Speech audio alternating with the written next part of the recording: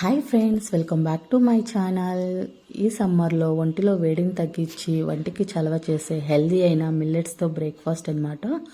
So ఇది sugar పేషెంట్స్కి అయినా, అలాగే వెయిట్ లాస్ అవ్వాలన్నా, వెయిట్ మేనేజ్మెంట్కి అయినా సరే చాలా చాలా ఉపయోగపడుతుంది. డెఫినెట్గా ట్రై చేయండి మిల్లెట్స్తో హాట్ పొంగలు. సో నేనైతే దీన్ని మార్నింగ్ టైం బ్రేక్ఫాస్ట్గా తయారు చేస్తున్నాను. మీరు మార్నింగ్ బ్రేక్ఫాస్ట్ అయినా తినొచ్చు, ఈవినింగ్ లంచ్ ఆర్ డిన్నర్కి అయినా తినొచ్చు. నైట్ టైము మార్నింగ్ టైం బ్రేక్ఫాస్ట్కి అయితే ఓవర్ నైట్ నానబెట్టుకోండి. అలాగే లంచ్ ఆర్ డిన్నర్కి అయితే మార్నింగ్ టైము సోక్ చేసుకోండి.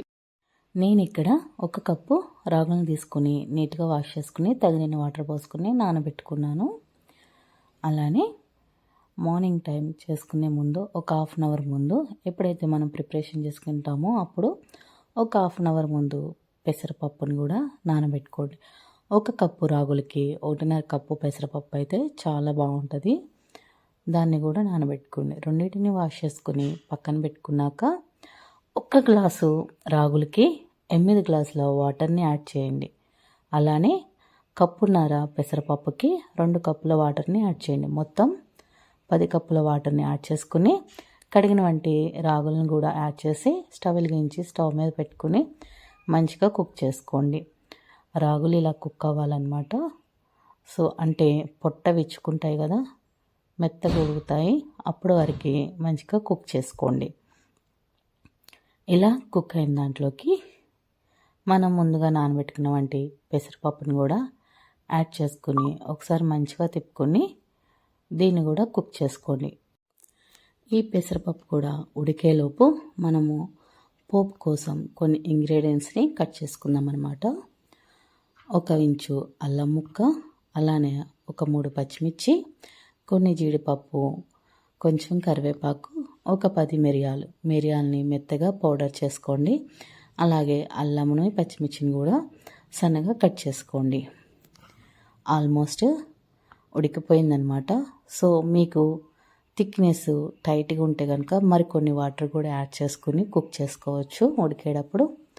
ఇలా కుక్ అయిన దాంట్లోకి టేస్ట్కి సరిపడా సాల్ట్ని కూడా యాడ్ చేసుకుని ఒకసారి మళ్ళీ మంచిగా కలుపుకోండి. సో ఇలా కలుపుకున్నాక మనం ఇందులోకి పోపు యాడ్ చేసుకుందాము. స్టవ్ మీద వేరొక ప్యాన్ పెట్టుకొని అందులోకి ఒక 2 స్పూన్ల వరకు నెయ్యిని యాడ్ చేసుకుని, నెయ్యి లేదా నూనె అయినా వాడచ్చు. నేనైతే ఇక్కడ నెయ్యిని యూజ్ చేస్తున్నాను. ఫ్లేవర్ చాలా బాగుంటుందని. ఇందులోకి మనము ముందుగా సిద్ధం చేసుకున్నటువంటి జీడిపప్పు, అలాగే పచ్చిమిర్చి ముక్కలు, అల్లం తురుము, కరివేపాకు కూడా వేసుకుని అన్నీ వేగినాక ఫైనల్గా మిరియాల పొడి కూడా యాడ్ చేసి ఈ పోపుని మనం ఉడికించుకున్న వంటి పెసరపప్పు రాగుల్లోకి యాడ్ చేయడమే. ఇలా యాడ్ చేసుకుని ఒకసారి మంచిగా కలుపుకుంటే ఎంతో ఎమ్మీ అయిన మిల్లెట్స్ పొంగల్ రెడీ అన్నమాట. సో దీన్ని రాగులతోనే కాదు ఎలాంటి మిల్లెట్స్తో అయినా తయారు చేసుకోవచ్చు. చాలామందికి పెరుగన్నం తినే అలవాటు ఉంటుంది కదా, సో దాన్ని కూడా స్కిప్ చేయక్కర్లేదు. ఇందులో పెరుగు వేసుకుని కూడా తినొచ్చు. చాలా చాలా టేస్టీగా ఉంటుంది. సో డెఫినెట్గా ట్రై చేయండి.